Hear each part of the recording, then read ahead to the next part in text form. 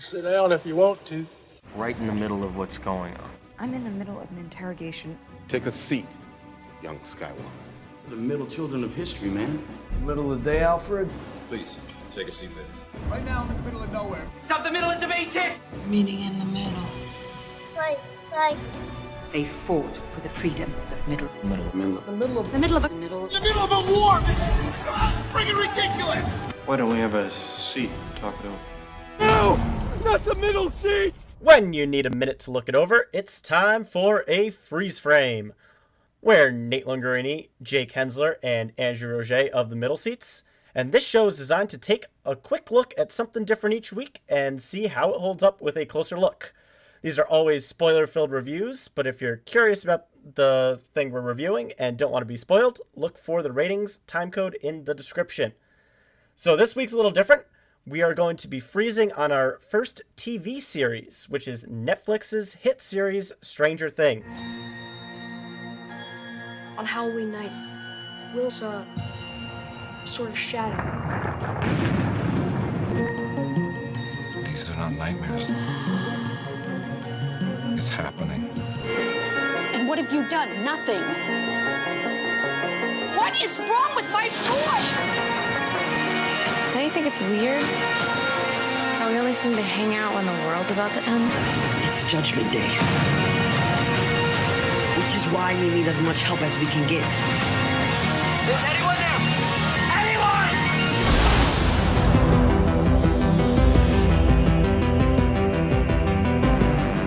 The second season of the critically acclaimed show just premiered this past Halloween, and now that the three of us, and it seems the rest of the world, have caught up, it's time to share our thoughts. So grab your Egos and spike bats, boys, because we're going to the Upside Down. Nice transition. So, before we get started, just a quick summary of all three of us on the first season of Stranger Things. We all give it a plush recliner. It's a great throwback to an 80s kind of look at the world, and an era where we weren't alive. Yeah. And the characters are just really, really fun. And I think that's one of the biggest draws to Stranger Things. So, let's start with Drew. What do we think of the second season? Well, I think there was a lot of pressure going in for them to make this the phenomenon that the original season was. Like, this season was basically the biggest blockbuster of October, movies or TV. Everybody was looking forward to this, and it's so hard to replicate the success of a series moving forward. However, I think this sophomore season is probably as good as we could have expected from Stranger Things Season 2. It does everything that you want it to do. It takes these characters that we already love, puts them in different situations, kind of changes the dynamic a little bit, adds new characters to the mix that you like and enjoy spending time with, make sure that the threat level is still very high, and also tries to do some things new. And I've very baseline saying, we'll get into more specifics later, but I really, really enjoyed this second season, and especially found that it got better and better as it went along, which is really important. Good thoughts? What do we think about it, Jake? For me, it was a very, very good follow-up season, and that's not always easy to do when you have an original work like the first season, and it's so huge that a second season is in demand. It's not always easy to follow up, and they did a real bang-up job on the second season. I will say it's very, very character-driven. Like, a lot of the characters have a lot to do, and that's great. But I think by the end, the conflict gets just a little bit flat. And we'll talk a little bit more in detail once we all give our basic thoughts. But overall, very good. I think they improved on all the characters. They give more detail, more depth. We get a feel for all of them and some new ones. Very engaging, very interesting at all times. And yeah, it's kind of like Andrew said. I don't think it's phenomenal, but it's a great follow-up season for what was a phenomenon and still is a phenomenon. Sounds good. Yeah, I'm going to voice very similar things here. It sounds like I thoroughly enjoyed Season 2. I really loved Season 1, especially the characters. Dustin forever. Love that man. Yeah, Dustin. And I thought this season did an equally great job balancing all these different characters, dealing with their own little set of horrors. And it did it in a very cohesive, believable way. The end of season 1 made 11 this really OP character, and I'm really glad that this season didn't have her involved with a lot of the action that the other characters were dealing with, because then the show just would have ended too fast. They did a great job of keeping her power level high and even growing by the end of the season without making her the focal point of the show. Because that's what it was last season. It was a big Mike and 11 show. And we got a lot more time with the other characters this season. I think the show did better for it. Yeah, a lot of people had problems with Lucas, especially in the first season. And this season does a lot of good work of rectifying his character. But I think the breakout star of this season was Steve, for me, personally.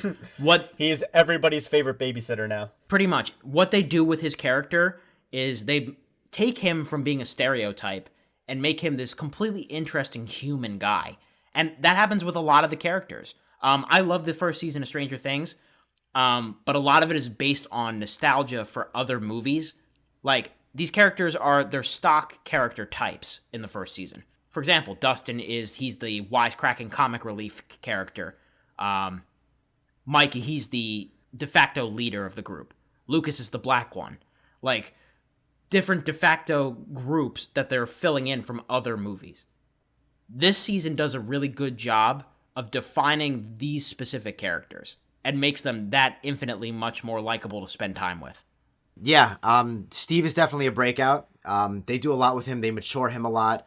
But I think all the characters get matured and, and like Nate said, all go through their own little shop of horrors in a great way. And that is something I absolutely loved about this season. I think we all took screenwriting with the same professor at Marist.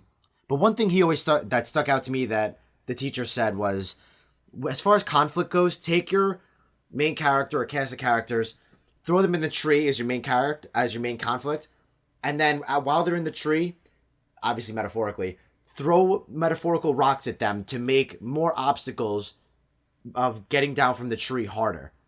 So the main conflict was obviously Hawkins being in deep shit again. That's the up in the tree. The rocks they throw are such good rocks. If you're catching my drift of what I'm more metaphorically getting at, each character has all these little issues and obstacles to go through while confronting this big end-all thing. And I think every episode does that really well. And if I'm being honest, up until the last episode, I think the way the main conflict ends is a little flat. But generally speaking, all the conflict the characters go through works, flows, makes them grow, and everything they do just progresses. And that's really important in a TV show. Like a movie, you get an hour and a half to 3 hours to do it. A TV show, you get more wiggle room, and they work with it really, really well throughout the entire season. Well, really, why this series works so well is it's because it's a coming-of-age drama first, and then a science fiction show second. And for everybody. Joyce Byers, Hopper as well. Yeah, absolutely. Hopper's character development was really cool this season. I liked him a lot. But the whole thing, you talking about metaphors, literally, the big entranceway to the Upside Down looks like a vagina. And these kids are confronting puberty and stuff. There's some really... Sue Lawrence. Okay, it's what it looks like, man. It is. And it was designed like that on purpose, I'm telling you. But, anyway. Yeah, let's talk some more specifics. Vaginas aside. What do we think about Will Byers' character, played by Noah Schnapp's here? He had a much more involved role, obviously, this season because he wasn't kidnapped. But he's still being invaded by these creatures of the Upside Down. Yeah, that kid's really good. He's he plays so many different angles really well. I wouldn't be surprised if he got nominated for an Emmy, to be completely honest. He is that effective and creepy and heartbreaking. I agree with creepiness. There were some great moments when the shadow monster, whatchamacallit, like invades him and he has that seizure. That was pretty messed up. And then when it's officially inside of him, and his mom is like, it's like, get in the warm bath, and he's like, he likes it cold. I was like, oh, what? Oh, hold on a second. Oh my God. What the hell's going on? Like, that was some good stuff. The scene toward the end, where they're literally burning it out of him. Oh yeah, great stuff. Like, holy crap, I got, like, the hairs standing up in the back of my neck, just like he did several times throughout the movie. Great stuff. It was really creepy to watch, and he did a great job selling not only the creepy kid factor, but him just trying to be a normal kid and living his Halloween.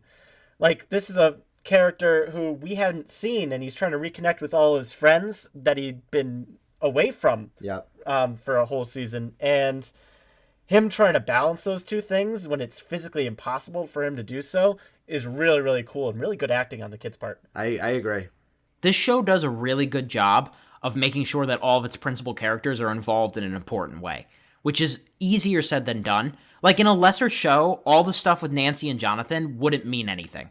But this show weaves it in really nicely. Yes. To Absolutely. the themes, to the story. It eventually pays off later with them trying to basically get justice for Barb like the fans want. Where's Barb? But it just, the way that it's all integrated, it flows really nicely.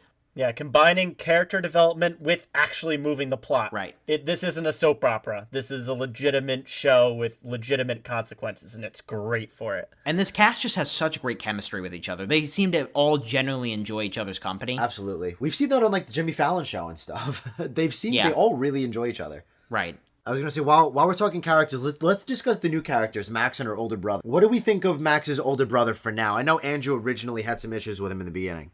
Yeah, I still have some issues with him. How do you feel about him now, though? You could write this entire season and take him out, in my opinion. I don't see a need for him. He's just the stock bully. I like him in the final episode, and I think he's going to be bigger in season 3. That may very well be true, but here he serves no purpose, in my opinion. I think that those two characters together make one character, but the development we got wasn't enough. Max is a girl trying to break into the social circle, and her brother is the conflict for her character, but there's no other interaction save for that one fight at the end of the season where her brother actually contributes to the plot at all. And I think together they have enough, but it doesn't match up to the great development of all the other characters in the show. And we've talked about psychopath bullies before, and again, this kid takes it to another level. I've seen the actor and other stuff before, and I've liked him, but just the writing on the character needs to be better, especially if he's going to be a bigger presence in season 3. Mm-hmm. As far as Max goes, I liked her. I think she integrated herself pretty well with that group, and she serves a very distinct purpose besides being separate from her brother, because she serves as this kind of barrier that Mike has to deal with now that 11 is gone. And I'm not saying they're romantically involved, but kind of in the prepubescent way that, like, oh, there's another girl around, but it's not the same. The one thing that I wanted to see more of was essentially kind of what Mike was doing with her character, where he was deliberately shutting her out, and they never really touched on the fact that those characters are essentially bullying Max's character. And they never have that eureka moment where, other people in this school have treated me the same way, and they've shut me out of things, and I need to be better. I don't want to be like the bullies at my school, so I need to be more accepting of people. There's never that moment where they realize that they were kind of in the wrong for how they treated Max. Well, I think Lucas has that moment when he tells her Lucas is everything. great, and Lucas is very good about integrating into the group. But Dustin and Mike don't really have that moment with her. Dustin's searching for her romantically, and that's about it. And then Mike obviously is very antagonistic through her, and he never has that moment. And never really apologizes for it, to be honest. Yeah, I do agree. For the amount of times that they bully her, we don't get enough apologies or solutions to it. It's like they bully her. 11 comes back, conflict's over, and everything's as neat as conflict's not over though, because 11 doesn't seem to very like her very much. Yeah, right. And there's also I know they show what happens with 11 and Mike, but I agree with Nate. There's not that moment where they all come together and realize. But I think I didn't really need that, because at that point the show is diverting into these very interesting pairings. About halfway through the season, all of the characters start to go into separate journeys, and I love how they all converge back at the end in a natural way, in a really natural way. Yes, I think that's so important. I'm a big advocate for things like that, like things flowing and happening naturally, not forced in a show. Right, it feels real, and I think they do an excellent job with that here. And I think that's an excellent segue here into what I want to bring up here, and I think, Nate, you were going to get to this at some point. Let's talk about episode 7. Yep, the elephant in the room. I was waiting for it. I'm not a fan.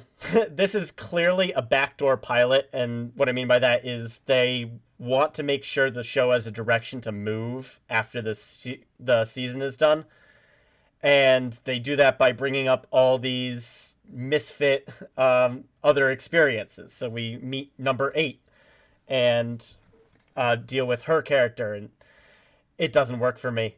The show completely halts all forward motion of the plot for this sub thing that could have easily been done by any other coming of age story with Eleven's character. I don't disagree. My big problem with episode 7, I think the episode itself is not that bad. I think it's being treated like this Antichrist episode. When really, I don't think it's that bad. It's important for Eleven's character development to get something like this, because the entirety of her season is about she's isolated, she's frustrated that she doesn't know more about what she is. And wanting to find a home. Yeah, and that's one way for her to try to experiment and find a home. I don't have necessarily a problem with the episode in concept. What I do have a problem with is where it comes in the season. Yeah. Because the episode before is possibly the best episode of the season to me. And it ends on an amazing, amazing cliffhanger where Hopper looking down and all the Demodogs coming up towards them. That's an excellent cliffhanger. Yeah. And then we just spend this entire episode completely far away from that. I think I'm more with you, Andrew. I feel like the episode, I'm not against it. I think it was fun and it was necessary.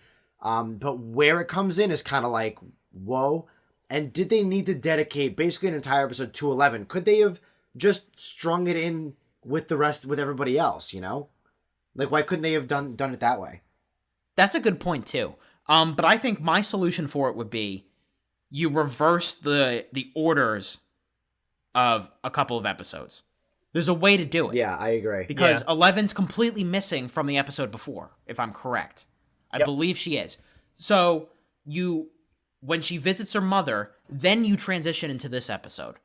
You don't have a cliffhanger like that and then completely halt the momentum. Yes.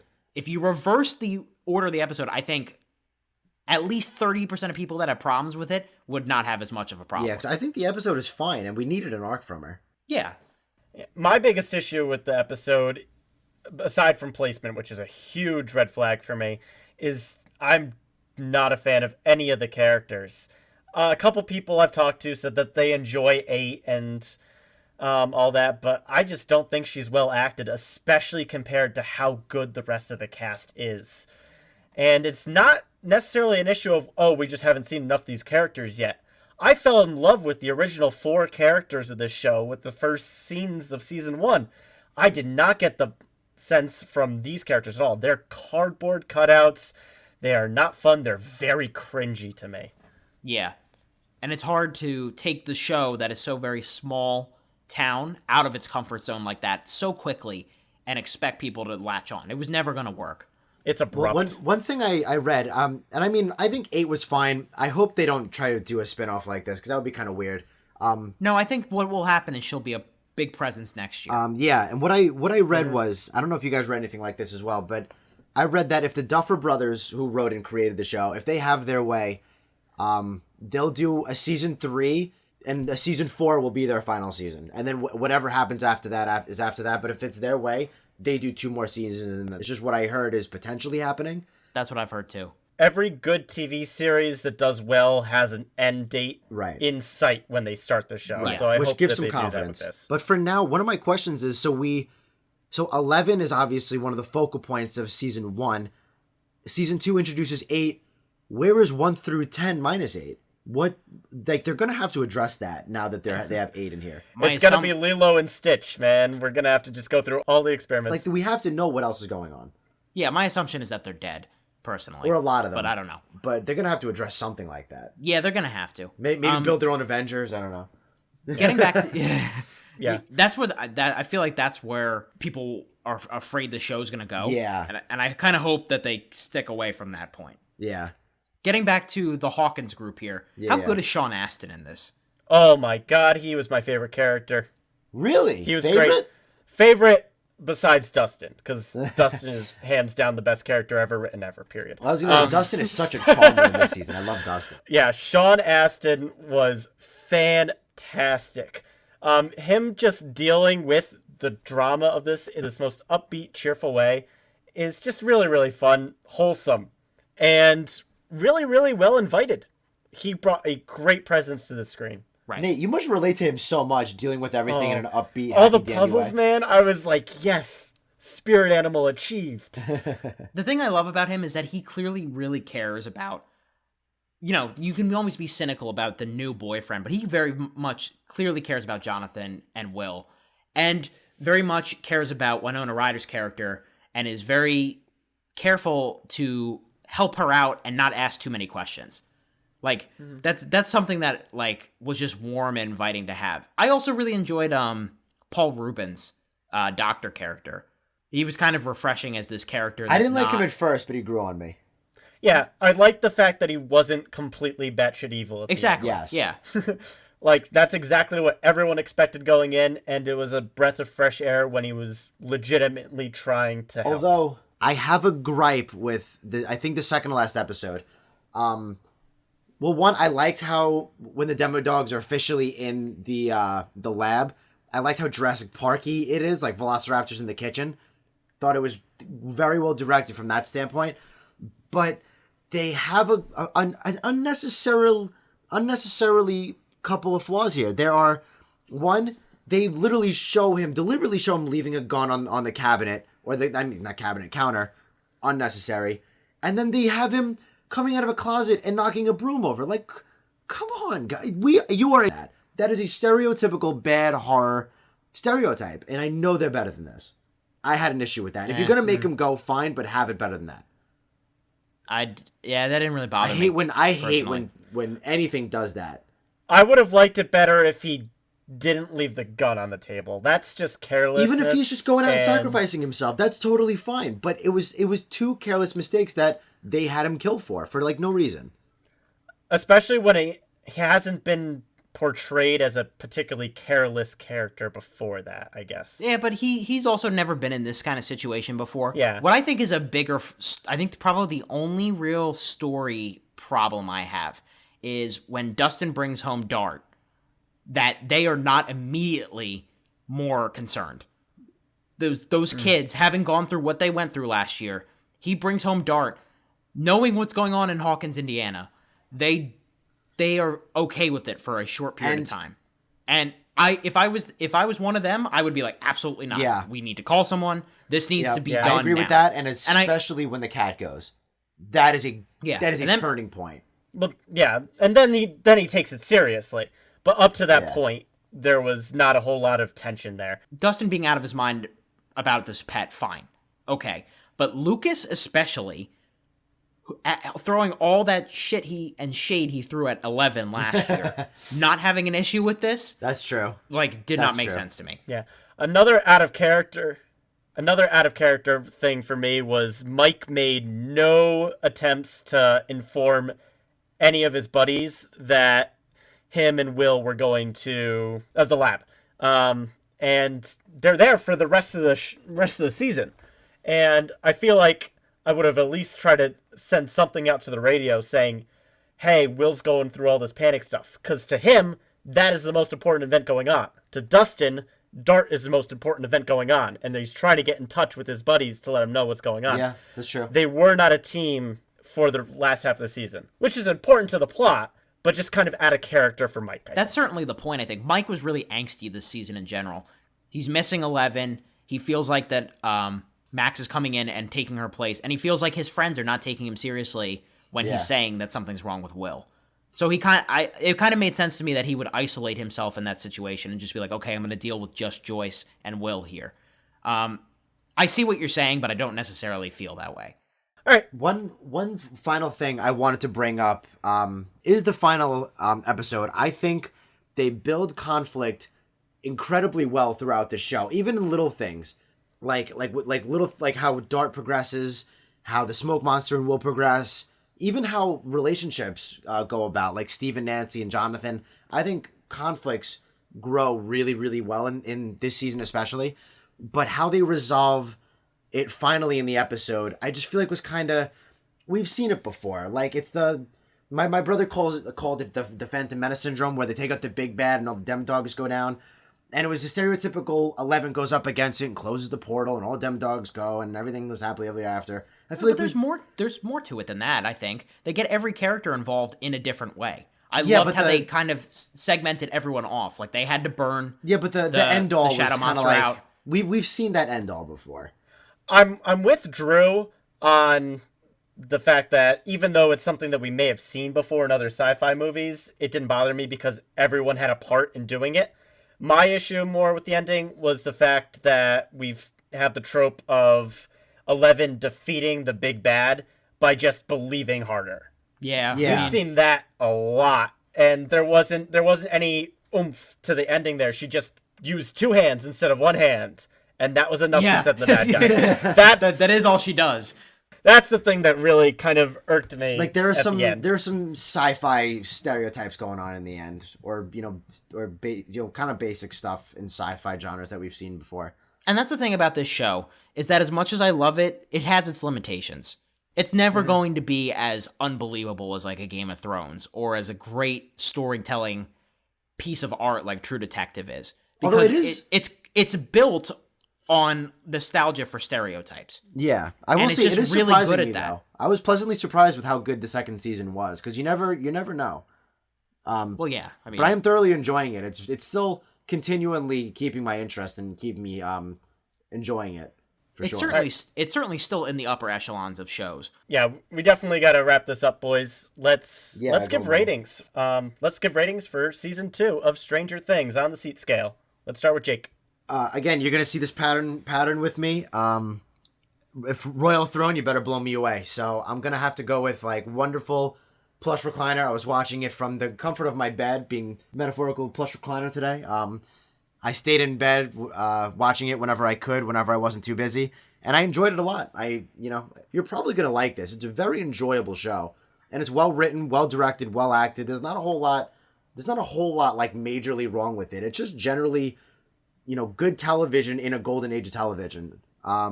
Would recommend to most people who just enjoy shows in general. Wonderful plush recliner. All right, moving on to Drew.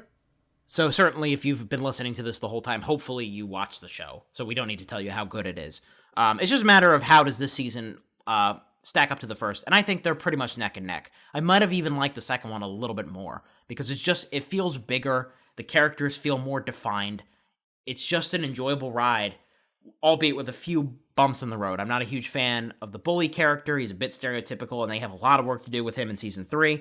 There's one or two plot things where I'm like, and there's a little bit about episode 7. I'm not nearly as anti-episode 7 as a lot of people are, but for me, there are some things that needed to be corrected there in that execution that, again, in season 3 could be either rectified or completely messed up.